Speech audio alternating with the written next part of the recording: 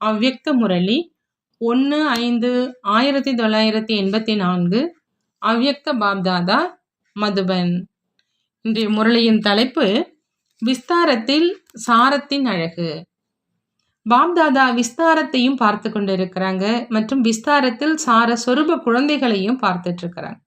விஸ்தாரம் என்பது இந்த ஈஸ்வரிய மரத்தின் அலங்காரம் மற்றும் சாரஸ்வரூப குழந்தைகள் இந்த மரத்தின் பலன் சொரூபம் அப்படின்னு சொல்றாங்க.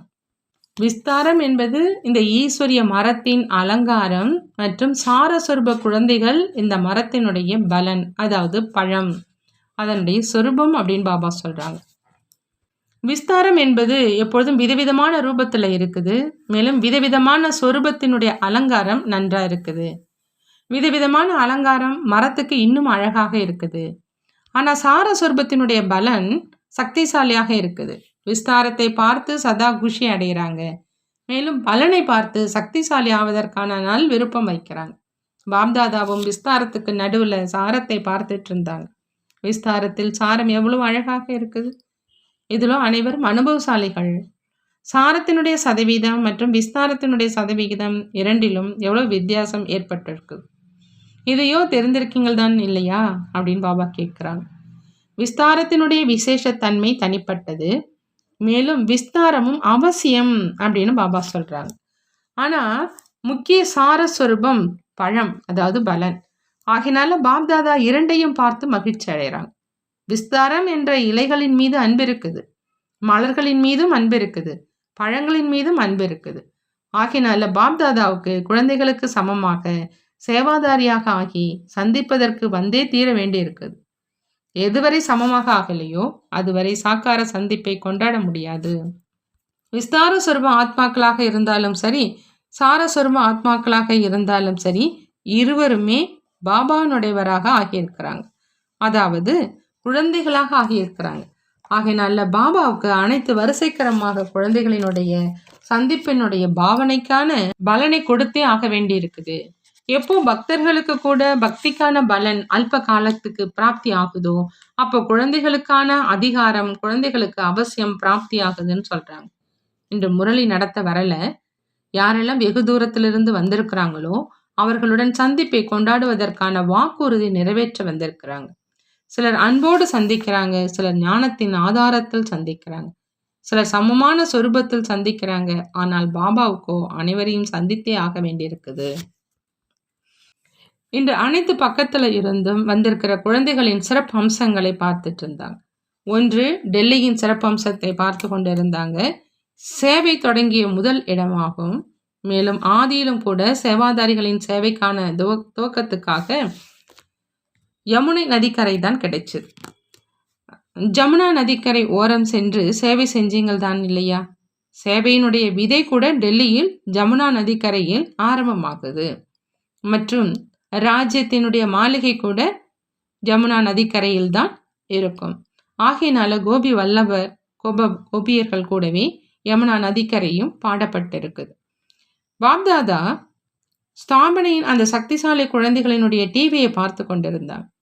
ஆகையினால டெல்லியை சேர்ந்தவர்களுடைய சிறப்பம்சம் தற்சமயத்திலும் இருக்குது, எதிர்காலத்திலும் இருக்குது. சேவையினுடைய அஸ்திவார ஸ்தானமாக இருக்குது, ராஜ்யத்தினுடைய அஸ்திவாரமாகவும் இருக்குது. அஸ்திவார இடத்துல வசிக்கக்கூடியவங்க அவ்வளவு சக்திசாலியாக இருக்கீங்க இல்லையா? டெல்லியை சேர்ந்தவங்கள் மீது சதா சக்திசாலியாக இருப்பதற்கான பொறுப்பு இருக்குது. டெல்லியை சேர்ந்த நிமித்த ஆத்மாக்களுக்கு இந்த பொறுப்புங்கிற கிரீடம் இருக்குது இல்லையா அப்படின்னு பாபா கேட்குறாங்க. ஒரு பொழுதும் கிரீடத்தை கீழேயோ வைத்து விடவில்லை தானே. டெல்லியில வசிக்கிறவங்க என்றாலே சதா பொறுப்புங்கிற கிரீடம் அணிந்தவங்க, புரிந்ததா அப்படின்னு கேட்குறாங்க பாபா. டெல்லியை சேர்ந்தவர்களுடைய சிறப்பம்சம் சதா இந்த சிறப்பம்சத்தை செயலில் கொண்டு வரணும். நல்லது. இரண்டாவது, தேடி கண்டெடுக்கப்பட்ட கர்நாடகத்தை சேர்ந்தவங்க. அவர்கள் பாவனை மற்றும் அன்பினுடைய நாடகத்தை நல்ல முறையில் காட்டுறாங்க. ஒரு பக்கம் மிகுந்த பாவனை மற்றும் மிக மிக அன்பான ஆத்மாக்களாக இருக்கிறாங்க. மற்றொரு பக்கம் உலகின் கணக்குப்படி கல்வித்துறையில் புகழ் பெற்றவர்களும் கர்நாடகத்தில் இருக்கிறாங்க. அதனால பாவனை மற்றும் பதவிக்கான உரிமை உள்ளவர்களாகவும் இருக்கிறாங்க. அதனால கர்நாடகத்தில் இருந்து பலத்த குரலை எழுப்ப முடியும். நல்ல பலம் தரக்கூடிய பூமி. ஏன்னா விஐபிகளாக இருந்த போதிலும் கூட பாவனை மற்றும் சிரத்தையோடு கூடிய பூமியாக இருக்கிற காரணத்தினால பணிவோடு இருக்கிறாங்க. அது எளிய சாதனமாக ஆயிடுது. கர்நாடகா பூமியானது இந்த சிறந்த காரியத்துக்கு நிமித்தமாக இருக்குது. தனது இந்த சிறப்பு அம்சம் பாவனை மற்றும் பணிவு இரண்டும் சேவையில சதா இணைந்து இருக்கட்டும். இந்த விசேஷ தன்மையை எவ்வித சூழ்நிலையிலும் விட்டுடக்கூடாது. கர்நாடகம் என்ற படகிற்கு இந்த இரண்டும் துடுப்புகள். இவை இரண்டையும் சேர்த்தே வைத்திருக்கவும், முன்னே பின்னே அல்ல, சேர்த்தே வைத்திருக்கணும். சேவை அப்படிங்கிற படகு பூமியினுடைய விசேஷ தன்மையின் வெற்றியை காட்டும். இரண்டினுடைய சமநிலை பெயரை புகழடைய செய்யுங்கிறாங்க பாபா. நல்லது.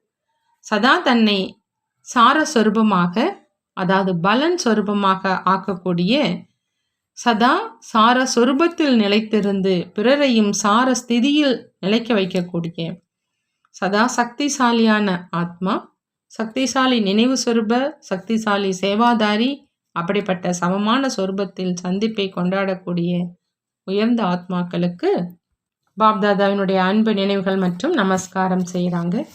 நாமும் நம்மளுடைய பாப்தாதாவுக்கு அன்பு நினைவுகள் மற்றும் நமஸ்காரம் செய்வோம். நல்லது. ஓம் சாந்தி. நன்றி பாபா. நன்றி.